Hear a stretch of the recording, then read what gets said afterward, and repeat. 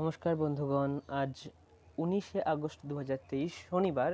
আজ মার্কেটে নন trading day, তাই আজকে আমরা মার্কেট অ্যানালিসিস না করে আজকে আমরা করি যেখানে আমাদের পরবর্তী সপ্তাহের জন্য সুইং ট্রেডিংয়ের এন্ট্রি মিলতে পারে সেই স্টক খুঁজে বার করা। তো এখানে আমরা প্রথমে একটি লিস্ট নিয়ে নিয়েছি, যে লিস্টটি হলো এখানে স্ক্রিপ্টসের আন্ডারে আছে। সেখানে আছে টপ মোটামুটি 200 স্টক আছে যার ROCE এবং ROE বোথ 20% উপরে, অর্থাৎ প্রফিট মেকিং কোম্পানিজ এক কথায়। এটা আমরা বার করেছি চার্টিংকের ওয়েবসাইটের সাহায্যে। তো চার্টিংকের ওয়েবসাইটের সাহায্যে আমরা কি করে বার করলাম পরবর্তী ভিডিওতে আমরা দেখাবো। তো এখানে কি আছে, এখানে গুগল ফাইন্যান্স থেকে আমরা বার করে নিয়েছি যে এখানে লাস্ট ট্রেড প্রাইস কত, তারপরে আছে average 60 days, last 60 week calendar ডেজে এর কত অ্যাভারেজ ভলিউম হয়, রেগুলার কত অ্যাভারেজ ভলিউম, আর গত দিন অর্থাৎ শুক্রবারে কত ভলিউম হয়েছিল, এর মাল্টিপল কত, মানে কত মাল্টিপ্লে হয়েছে, অ্যাভারেজের থেকে কত গুণ বেশি, এটা কত গুণ, আর কত গুণ বেশি নয় কত গুণ, এটা হলো 1.73 গুণ, আর এখানে হলো 0.4। অর্থাৎ নিউক্লিয়াসে কিন্তু কোনো ট্রেডিংয়ে ভলিউম ছিল না, কিন্তু আমরা দেখতে পাচ্ছি কে সলভস এখানে কিন্তু ভলিউম হচ্ছে প্রায় 3 গুণের কাছাকাছি।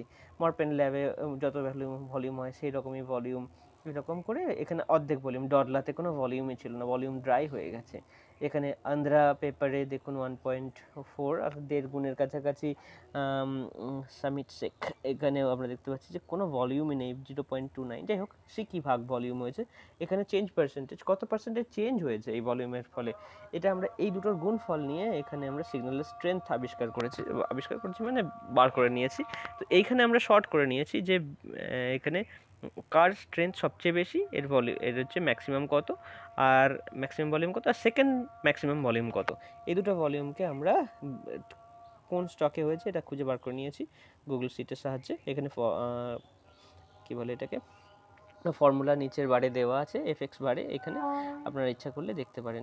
এখানে দেখতে পাচ্ছেন, এখানে আপনারা পেয়ে যাবেন, কারণ এখানে আমরা সেটা দেখিয়ে দিলাম। এবারে আরেকটি গ্যাব্রিয়েল, এই দুটো স্টকে আমরা দেখতে পাচ্ছি যে প্রচণ্ড হারে volatility plus volume plus volatility দেখা যাচ্ছে। তো এখানে এর কম্বিনেশনটা দেখা যাচ্ছে। এরপর আমরা টেস্টিংয়ে এই দুটো স্টককে আমরা ফেলে দিচ্ছি।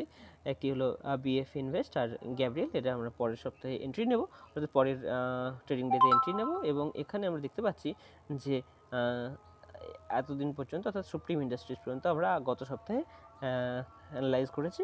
তো এবার চলে যাব যে XIRR ভ্যালু, এটা দেখতে পাচ্ছেন যে বেশিরভাগ স্টকই গ্রিন আছে, কিছু কিছু স্টক রেডও আছে। এটাই আমাদের শর্ত, যে আমাদের স্টকে এন্ট্রি নেওয়ার পরে আমরা পোর্টফোলিও দেখব যে ওভারঅল গ্রিন না রেড।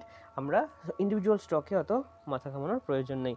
আমরা হাই ভলিউম হাই ভলাটাইল স্টকে এন্ট্রি নিয়েছি ওভারঅল গেন পাওয়ার জন্য। আমরা ইন্ডিভিজুয়াল কোনো স্টকে অত মাথা ঘামাবো না। এরপরে চলে যাবো XIRR ক্যালকুলেশনে। XIRR ক্যালকুলেশন আমরা দেখতে পেয়েছি ডরলা, দেখুন ডরলাতে 1800 টাকার লাভে রয়েছি আমরা, পারাসে রয়েছি 1000 টাকার উপরে, CMS-এর 574-এ, IEX-এর নেট ইভেন আছে, 80 টাকার লসে চলছে। কল্যাণে দেখুন 2900 টাকা লাভে রয়েছে। এরকম বিভিন্ন স্টকে লাভ লস চলছে, আপনারা একবার চোখ বুলিয়ে নিতে পারেন। আমি আস্তে আস্তে দেখিয়ে দিচ্ছি সবকটি।